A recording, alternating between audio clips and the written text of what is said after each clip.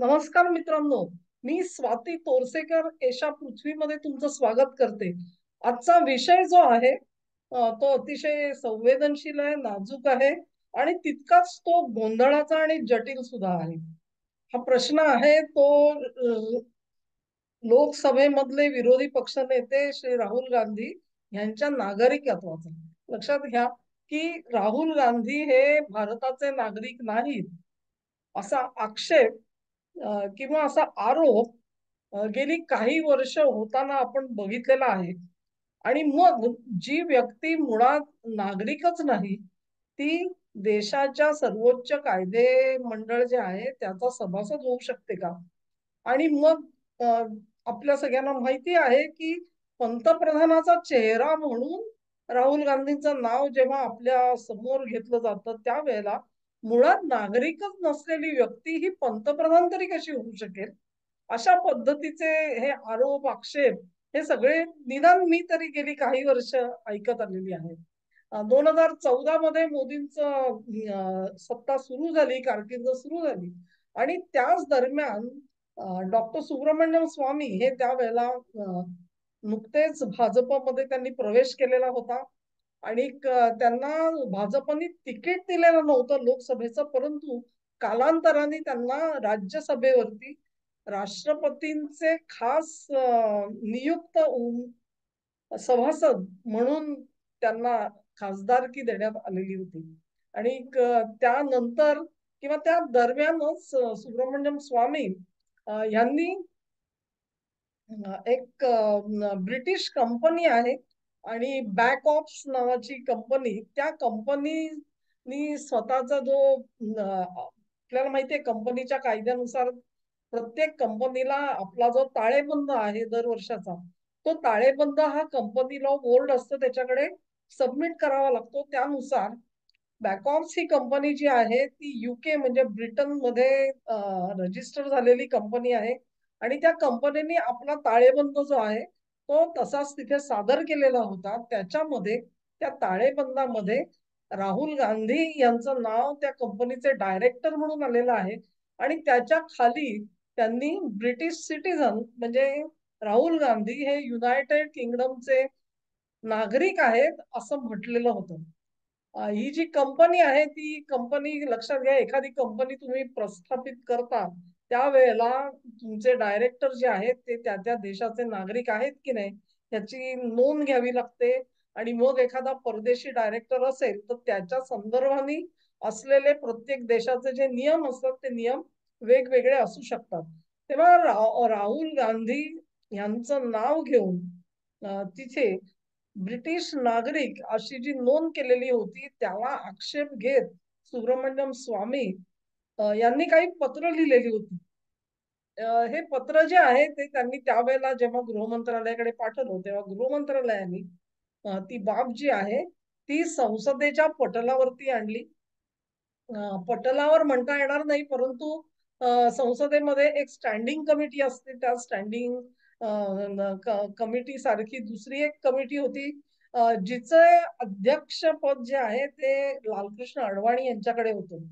आणि अडवाणी यांच्या समोर ही मॅटर जेव्हा प्रस्तुत करण्यात आली की राहुल गांधी यांच्या नागरिकत्वावरतीच आक्षेप घेण्यात आलेला आहे त्यावेळेला अडवाणी यांनी त्यांच्या अखत्यारीत आहे त्या पद्धतीमध्ये आणि जेवढी त्यांच्याकडे साधनं अवेलेबल होती उपलब्ध होती त्यावरून याची चौकशी करण्याचा प्रयत्न जरूर केला. त्यांनी राहुल गांधी यांना पाचारण देखील केलं आणि त्यांचं स्पष्टीकरण काय आहे, तुमचं म्हणणं काय आहे याच्यावरती, हाही प्रश्न विचारलेला होता. परंतु राहुल गांधी यांनी अडवाणींनी विचारलेला जो प्रश्न आहे तो उडवून लावला आणि त्यांनी सांगितलं की ठीक आहे तुम्ही हा जो काही कागद दाखवताय मला तो एक तर अधिकृत कागद नाही. वेबसाईट वरती कुठल्या तरी हा ताळेबंद तुम्हाला दिसतो आहे आणि त्याच्यामध्ये माझं नाव दिसतंय, तेव्हा ही काही अधिकृत कॉपी नाही. ही अधिकृत कॉपी नाही त्याच्यामुळे मी त्याला उत्तर द्यायला बांधील नाही. त्याच्यामुळे तुम्ही अगोदर सिद्ध करा की ही जी माहिती आहे ही माहिती खरी आहे का नाही आणि ती असेल तर मी नागरिक आहे हे तुम्हीच सिद्ध करा ब्रिटनचं. मी कसं सिद्ध करू, कारण मी तर काही ब्रिटनचा नागरिक नाही हे मी तुम्हाला सांगतो आहे. अशा पद्धतीने राहुल गांधी यांनी उत्तर दिल्यानंतर अडवाणी यांनी त्याच्यावरती पुढची कारवाई करायचं टाळलेलं होतं. असं आपल्याला आठवत असेल. त्याच्यानंतर त्यांनी सगळे कागदपत्र जे आहेत ते परत एकदा गृह मंत्रालयाकडे पाठवले आणि याच्या बाबत राहुल गांधींनी दिलेलं जे उत्तर आहे ते उत्तर देखील गृह मंत्रालयाला पाठवलं आणि त्यांच्याकडून पुढे ह्याच्यावरती काही कारवाई केली जावी अशी अपेक्षा त्यांनी तेव्हा केलेली मला आठवते.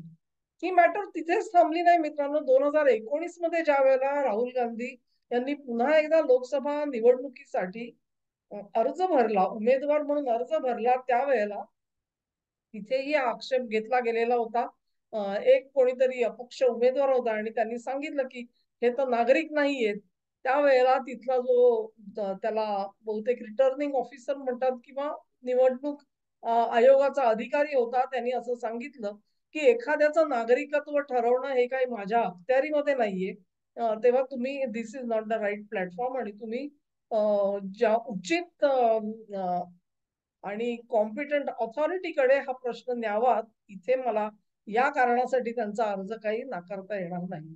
यानंतर दिल्लीच्या कोर्टामध्ये रादर सुप्रीम कोर्टामध्ये असा एक अर्ज दाखल करण्यात आला आणि त्याच्यामध्ये सुद्धा त्यांच्या नागरिकत्वाला आव्हान देण्यात आलेलं होतं. ही बाब अर्थात 2019 ची आहे आणि ही केस जी आहे ती तत्कालीन जे सुप्रीम कोर्टाचे जज रंजन गोगोई यांच्या समोरच चाललेली होती. त्या गोगोई यांनी ती सुनावणी टाळली नाही. त्यांनी अर्जदारांना विचारलं की तुम्ही कुठल्या आधारावरती ही केस करता आहात. तेव्हा त्या व्यक्तीने हे सगळं समजून सांगितलं की असं असं त्या वेबसाईट वरती त्यांचं नाव दिसत आहे आणि असं असल्यामुळे त्यांचं नागरिकत्व जे आहे ते भारतीय रद्द करावं आणि ते जे त्यांचं ब्रिटिश नागरिकत्व जे आहे ते मान्य केलं जावं आणि मग त्यानुसार पुढची कारवाई जर का सुप्रीम कोर्टाने आदेश दिला असता तर ही व्यक्ती कदाचित निवडणूक अधिकाऱ्याकडे सुद्धा जाऊ शकली असती. परंतु रंजन गोगोई यांनी त्यांना असं विचारलं की कोणी एखादा मनुष्य एखाद्या वेबसाईट वरती एखाद्याचं नाव आपला नागरिक म्हणून टाकतो, हा पुरावा असू शकतो का आणि याच्यावरती कोर्टाला कारवाई करता येईल का, तुम्हीच सांगा. आणि असं म्हणून कोर्टाने त्यांचा जो अर्ज आहे तो केराच्या टोपलीत टाकलेला होता. तेव्हा राहुल गांधी हे ब्रिटनचे नागरिक आहेत का नाहीत हा जो प्रश्न आहे तो सुप्रीम कोर्टाने सांगितल्यानंतर म्हणजे एक लक्षात घ्या की कागदपत्र तीच आहेत. कुठल्या तरी वेबसाईट वरती बॅकऑप्स नावाची कंपनी आहे, त्या कंपनीमध्ये यांचं नाव डायरेक्टर म्हणून आलेलं आहे आणि त्याच्या खाली ब्रिटिश नागरिक म्हणून लिहिलेलं आहे. यानंतर एक का 2-3 वर्षानंतर ती कंपनी त्यांनी वाइंड अप सुद्धा केली आणि ती कंपनी आता कार्यरत नाही हे सुद्धा आपल्याला दिसून येतं त्या वेबसाईट वरती सुद्धा. तर हे सगळं असताना हा प्रश्न निकालात काढला गेला असं आपण गृहीत धरायला पाहिजे होतं. परंतु ते तसं झालेलं दिसत नाहीये.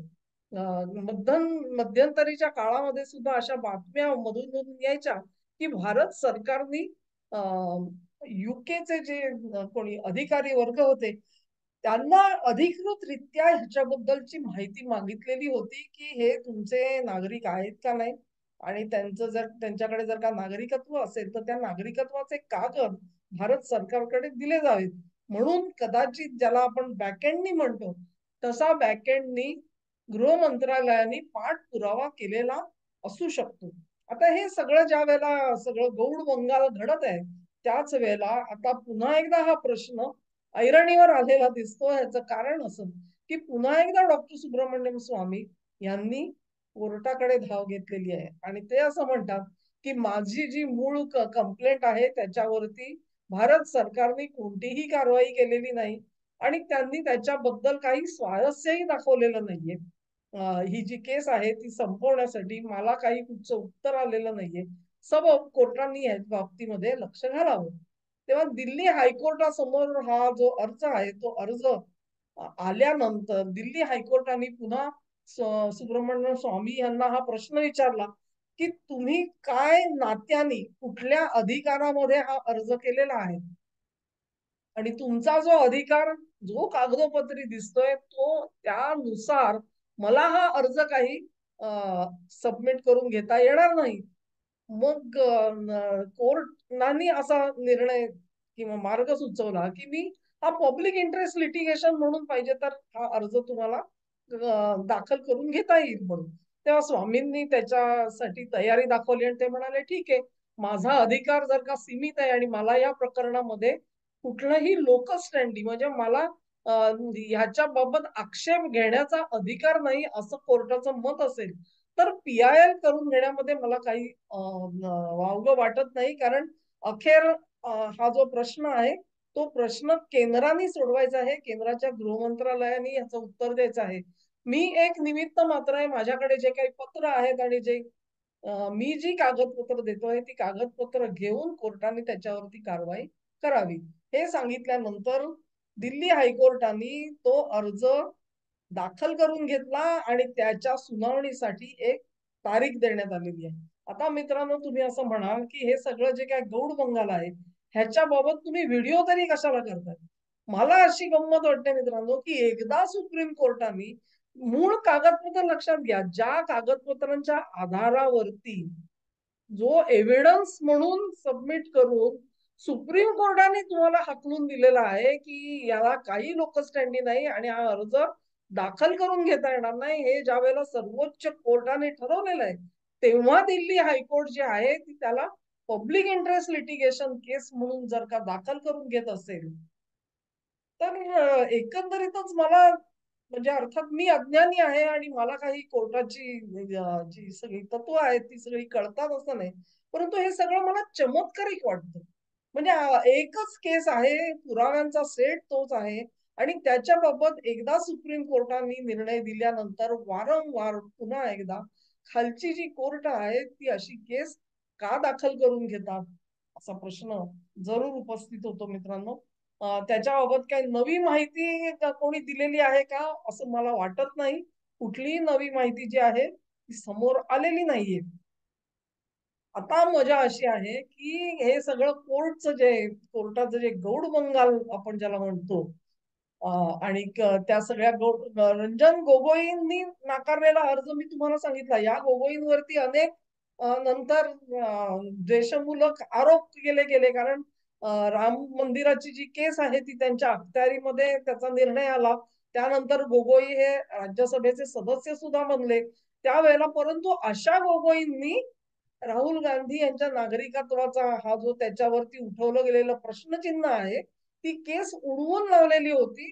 ही महत्वाची गोष्ट आहे. म्हणजे कुठेही तुम्हाला त्याच्यामध्ये द्वेषमूलक कारवाई झाली होती सुप्रीम कोर्टाची असं देखील आजच्या घडीला म्हणता येणार नाही. अगदी ठामपणे आपण म्हणू शकतो. तर ही सगळी जी भानगड आहे एक लक्षात घ्या की मला वारंवार मी परत परत एकदा बांगलादेशाकडे जाते आणि बांगलादेशामध्ये किंबहुना आपल्या देशापासून सुरू करू मणिपूरमध्ये हायकोर्ट एक निर्णय देतं आणि त्याच्यामध्ये कुठेतरी रिझर्वेशन दिलं जावं मैतेईंना म्हणून निर्णय येतो आणि त्याच्यावरून दंगली सुरू होतात. सरकारने घेतलेला निर्णय नाहीये, लक्षात घ्या. कोर्टाने दिलेली ऑर्डर होती आणि त्याच्यावरून दंगली सुरू झाली. बांगलादेशात तेच झालं. तोही प्रश्न आरक्षणाचाच निघालेला होता आणि त्याच्यामध्ये सुद्धा रद्द केलेलं आरक्षण जे आहे ते कोर्टाने रिइन्स्टेट केलं म्हणून अजिटेशन सुरू झालं. मणिपूर हे छोटं राज्य आहे आणि तिथे जंग पछाडलं गेलं. तिथलं राज्य सरकार उलटवून टाकण्याचे प्रयत्न झाले परंतु ते यशस्वी होऊ शकले नाहीत. बांगलादेशमध्ये मात्र शेख हसीनांना देश सोडावा लागला आणि तिथे तख्ता पालट म्हणतो आपण किंवा सत्तेमध्ये नवीन सरकार आलेलं आहे. तेव्हा कोर्टाच्या